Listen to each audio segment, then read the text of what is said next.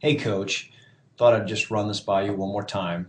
Some of my thinking on the discussion we had last night about the jet sweep. So what I've done is I've gone back in time. Last spring, I accessed a playbook for the wing tee um, from a guy named Ted Say, and I've taken a screenshot of their jet sweep, their main jet sweep out of that offensive playbook. So I wanted to point out, so some of that track blocking you'll see here. So just so you know, as you can pause this and read this, right? But like, so this tackle here, this is what they consider the seven, and then they go across this way, so that this tackle is considered the three. Now, as you can see, they just let all the linemen go, and they go do track blocking everywhere, which is the simplest thing. Now, of course, they have a split end out here. You know, our offense typically has a tight end here, which is fine.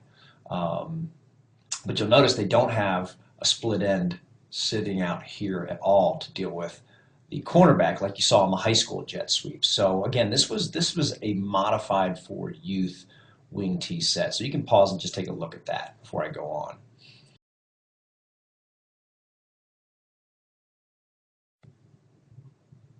So for my creative spot, my technology zone for football, I've just redrawn the wing tee basically on how our offense is set. So I've put the other tight end in place here.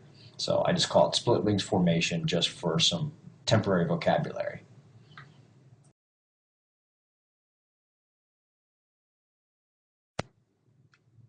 So I've drawn this first one up versus what I think looks like the 4-4 that Penns Valley runs. So I've adopted, as you can see, some of the track blocking from this side. I love this block here. You can adapt that. You can actually have this guard also take off and then block anything in the second level.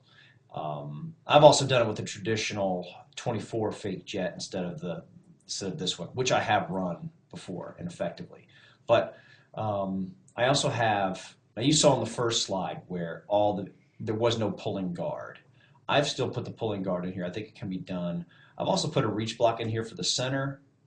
I honestly don't think that's critical. You could also just send the center deep and track blocking also. But this guard pulls right behind, and then we're looking to get the key block, two key blocks really, here on the outside linebacker, which is going to be one of their athletes, and this defensive end, which we know we can handle with a block.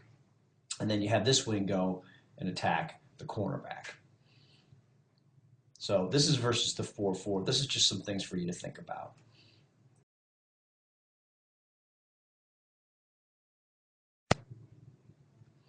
And here I've just drawn this versus a 5-3, which again, it's, I still have the pulling guard in here, right? Coming in and sealing this inside. Still have the wing kicking out the cornerback. But you could change that, right? You could simplify it and say, okay, we'll just have track blocking, depending on what you want to do. You could actually have this tackle go through here. This tackle's really not going to come into play with the speed of the jet as the handoff comes and goes out wide. Um, and everything else pretty much looks the same. So I like the fact that it's okay to have 8 people in the box because the second that this play gets to here and the blocking's in place, right? Um, the only people that are going to come into play are pretty much these defenders on the jet if we get it out to the spot and go. So it's a look they haven't seen. It's something that plays to our strengths. And I think that plus a couple other plays that come off of this, out of this same formation, would be enough to show their defense something different and for us to get some chunk yardage.